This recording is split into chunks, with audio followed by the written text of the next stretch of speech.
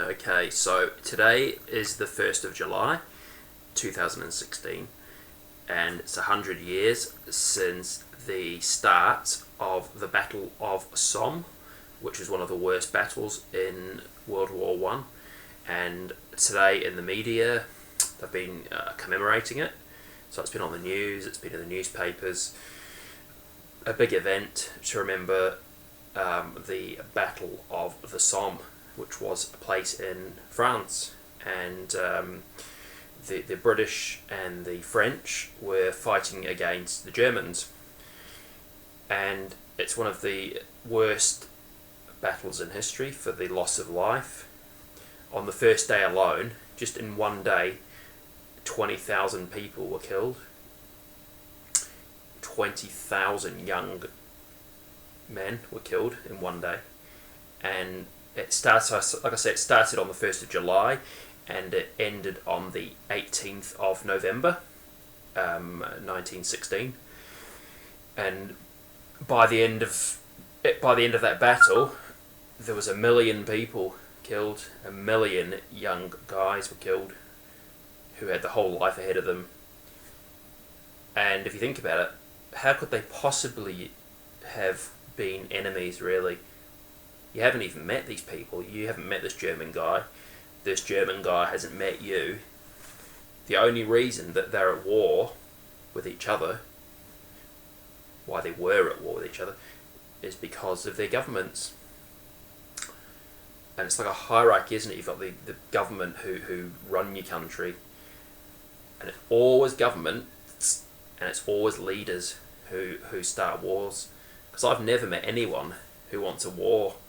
You know, I'm a sociable person, and I speak to a lot of people, whether that's in the pub, whether that's, you name it, when I'm out and about. I've never met anyone who wants a war, apart from a few idiots maybe. You know, there's always, you know, people who are raised on war movies who are ignorant, really. It's usually the ones who are not fighting the wars. But I've never met anyone who really wants a war. So why do wars keep happening? Because the man in the street, or the man or the woman in the street, doesn't want wars. And I don't exactly have a problem with them commemorating these wars, but it's just there always seems to be a war to commemorate. Whether that's the start of the First World War, whether that's the start of the Second World War, whether that's the end of the Second World War, whether that's 70 years since Hiroshima, the dropping of the nuclear bomb, whether that's whatever it is, it's always a military occasion to celebrate, well, commemorate. But there's a fine line between commemorating something and almost becoming an event, entertainment. Like, we've got a big, huge park in Manchester called Heaton Park, and tomorrow there's going to be some events on, and there'll be people, no doubt, with waving Union Jacks, and people in military clothing, and perhaps recreating the conditions of the Somme. You know, I don't have a problem remembering it, because there's that saying, isn't there, that those who forget history are condemned to repeat it, or something like that. So we have to learn from history. But the power of the media in covering these wars, can you imagine if the media, if the corporate mainstream media decided to really question wars, not just wheeling out old soldiers and military generals. It's always posh military generals, you know, and military men, really. Can you imagine if the media devoted so much time to actually questioning what these wars are about? What the hell are they about? You know, it's like young men killing other young men that they've not met. They couldn't possibly have anything against these people, but it's all been stirred up by the use of propaganda.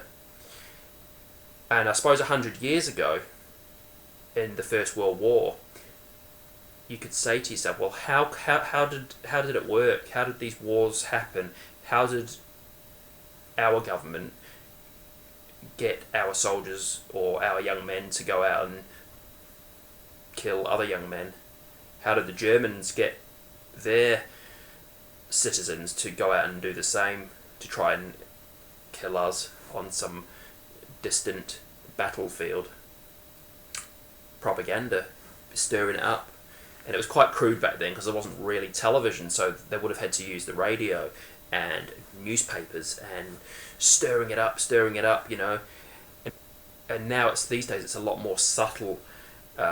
It's a very fine, honed art, really. It's like the art of propaganda now, and it's been studied, but it's always gone on. It's always, I mean, if you go back thousands of years, it's always been the obedience to authority, to leaders, and it's always these people who start these wars are never involved in them. They're sat in these offices giving these orders, and usually old men or older men that give these orders, and people die, and for what?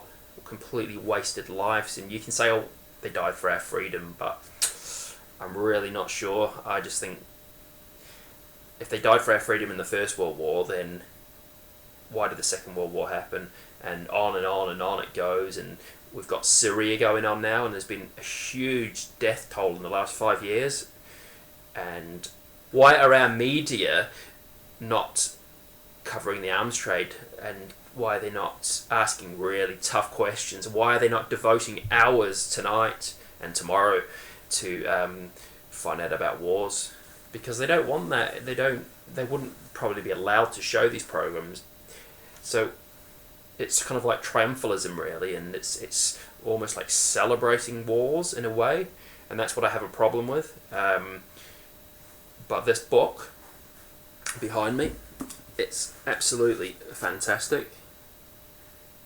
I would definitely recommend buying it off Amazon, or I don't know whether you can read that.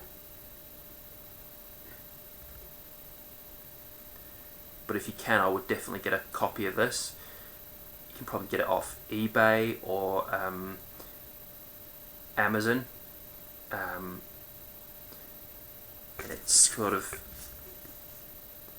It's probably one of the best books that's been written on wars.